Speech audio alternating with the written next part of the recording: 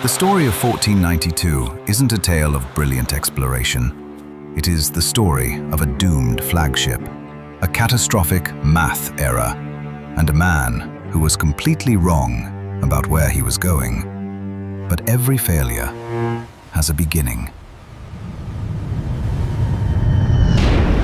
October 9th, 1492. 3 ships lost in an endless ocean. The crew is on the verge of mutiny. They've sailed further west than any European in recorded history, and there's nothing but water in every direction. The Pinthon brothers force Columbus into a final ultimatum. 3 more days. If they don't find land in 3 days, they're turning the fleet back to Spain. Columbus has no choice but to agree. What happens next will change the world forever.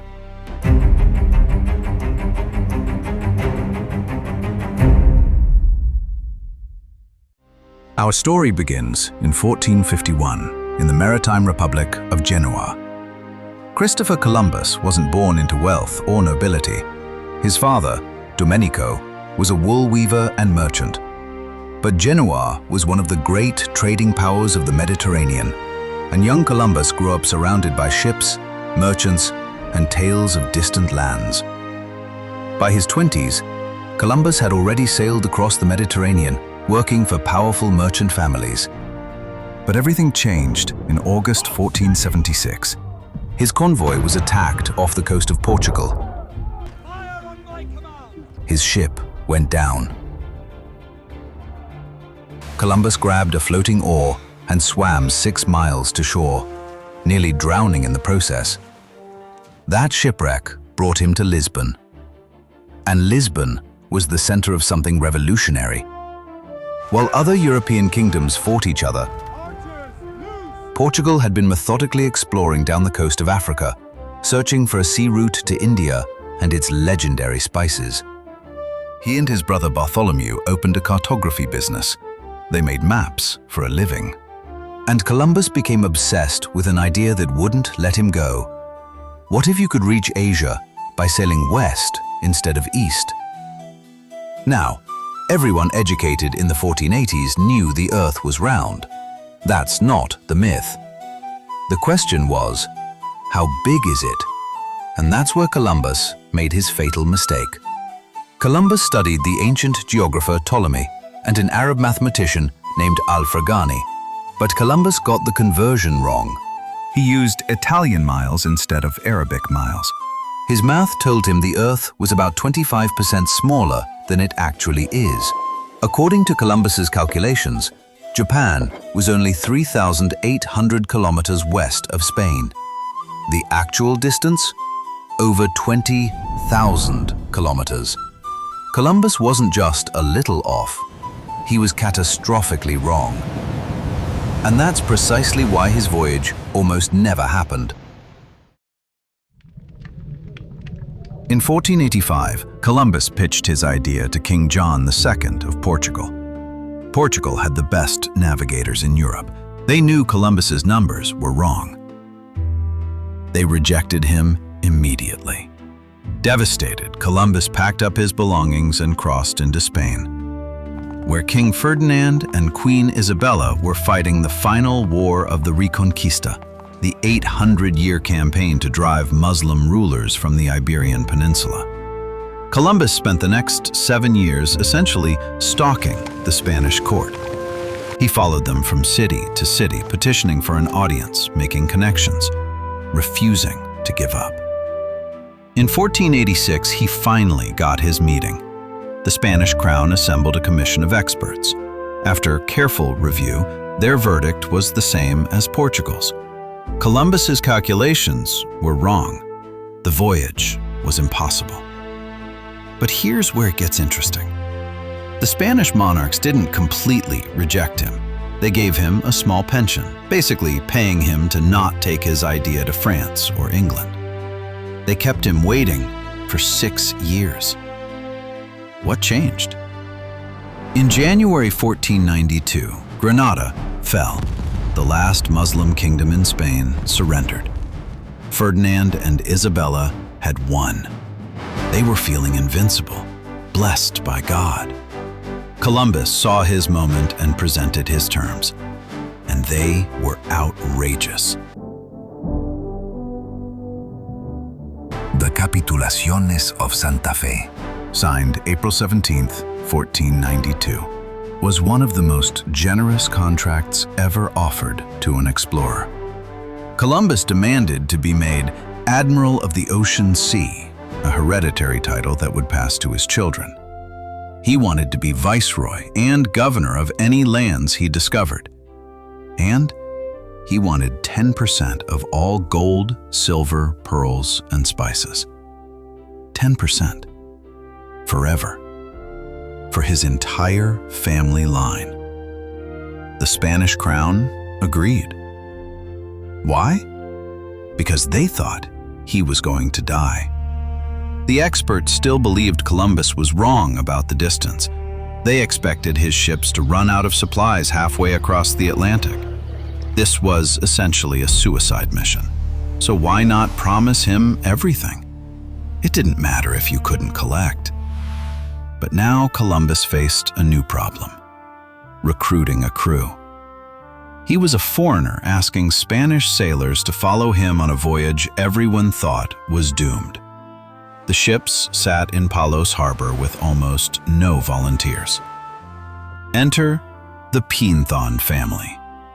Martín Alonso Pinzon was one of the most respected sea captains on Spain's Atlantic coast. He'd actually seen Toscanelli's maps in Rome and believed the voyage might work. When Pinzon agreed to captain the Pinta and his brothers joined the expedition, suddenly sailors lined up to volunteer. The fleet was small. The Santa Maria, a heavy merchant ship, the Pinta, the fastest vessel, and Columbus's favorite, the Niña. 90 men total. Supplies for a year. On August 3rd, 1492, they sailed. They stopped in the Canary Islands for repairs. Then, on September 6th, they pointed their bows west and left the known world behind. Columbus kept 2 logbooks. The real one recorded what he believed was the actual distance traveled. The fake one, which he showed the crew, consistently underestimated how far they'd gone, so they wouldn't panic. But here's the irony. Because Columbus was overestimating his speed in the real log, and because ocean currents were slowing them, his fake numbers were accidentally closer to the truth. Even his deception was built on errors. By late September, they'd been sailing for 3 weeks with no sight of land. The crew was getting nervous. By early October, they were openly talking about mutiny. Here's what Columbus's journal reveals. On October 6th, the crew wanted to turn back. Martín Alonso Pinzon intervened, suggesting they alter course slightly to follow migrating birds. Columbus agreed. On October 9th, the situation reached a breaking point. The Pinzon brothers deliver their ultimatum to Columbus. 3 more days. If they don't sight land in 3 days, the fleet turns around. Columbus agrees. He has no choice. The Pinzon brothers control the crew's loyalty. Day 1. Nothing. Day 2. They saw floating branches with green leaves, a carved stick, more birds, but still no land. On the night of October 11th, Columbus thought he saw a light in the distance, but it was probably his imagination, wishful thinking from a man facing disaster. Then, at 2 a.m. on October 12th, a sailor named Rodrigo de Triana on the Pinta screams the words that changed history. Tierra! Tierra! Land.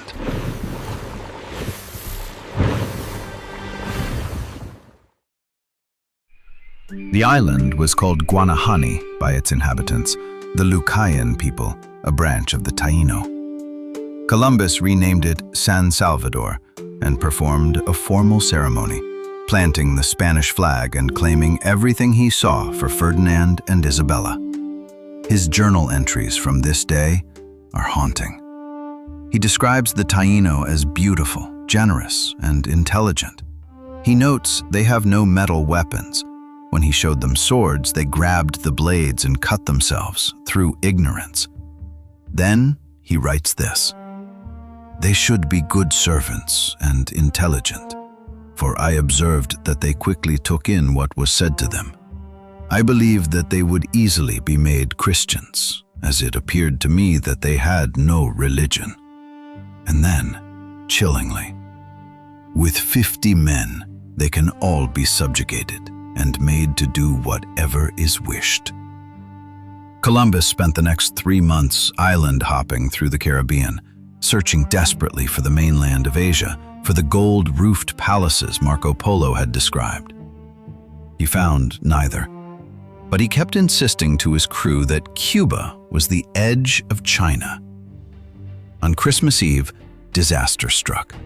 The Santa Maria ran aground on a coral reef off Hispaniola and broke apart. With only 2 ships left, Columbus was forced to leave 39 men behind in a hastily built fort called La Navidad, the first European settlement in the Americas since the Norse had briefly landed at Longs aux Meadows in Newfoundland 5 centuries earlier. Columbus sailed for Spain in January 1493.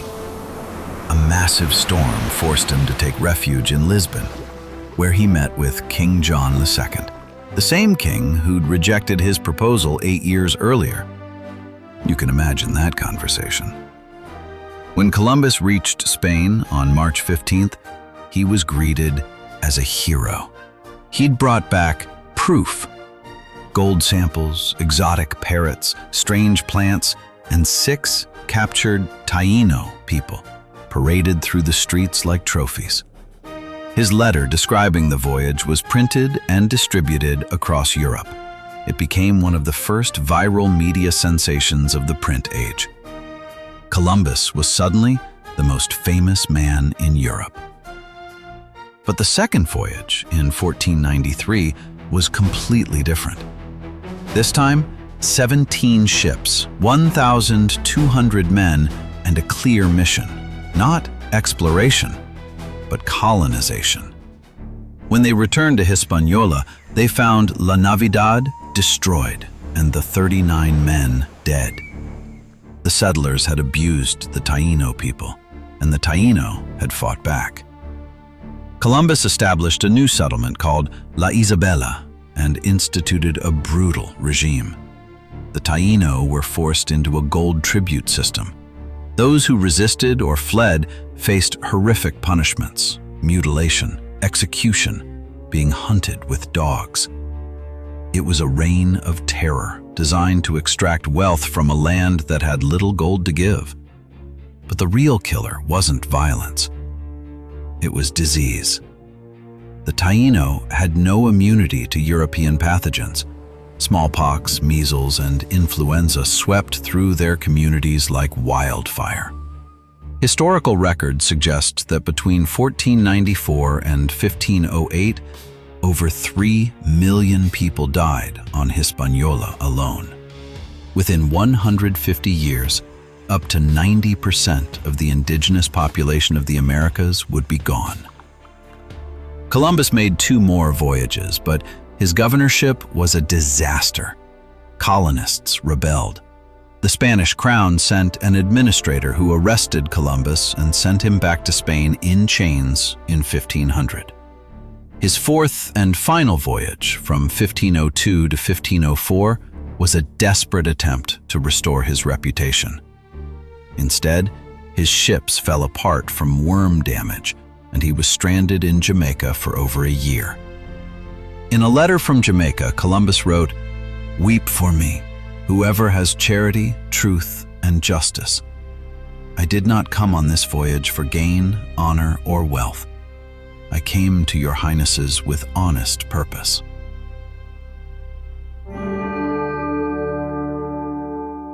Christopher Columbus died on May 20th, 1506, in relative obscurity in Valladolid, Spain. He still believed he'd reached Asia.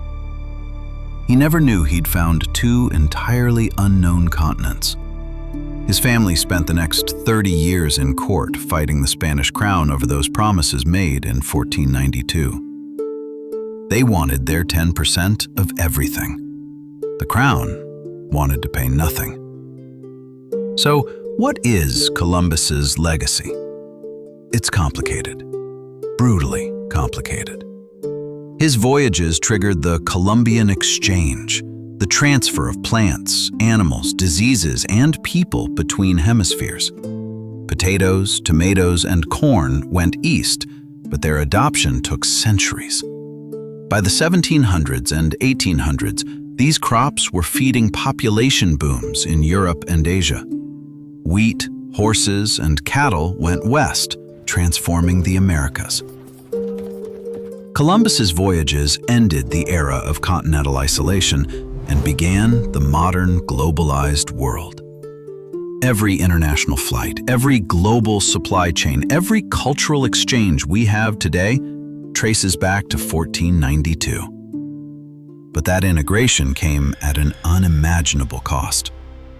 Millions dead from disease and violence, cultures destroyed, languages lost forever. The trauma echoes into the present day. In the end, Columbus was a man driven by obsession, enabled by bad math, and empowered by an accident of geography. He set out to prove himself right and ended up changing the world in ways he never intended and never understood. History isn't made by perfect people with perfect plans. It's made by flawed humans stumbling into the future, leaving consequences they can't foresee. Columbus's voyages remind us that the line between exploration and exploitation, between discovery and destruction, is often razor thin.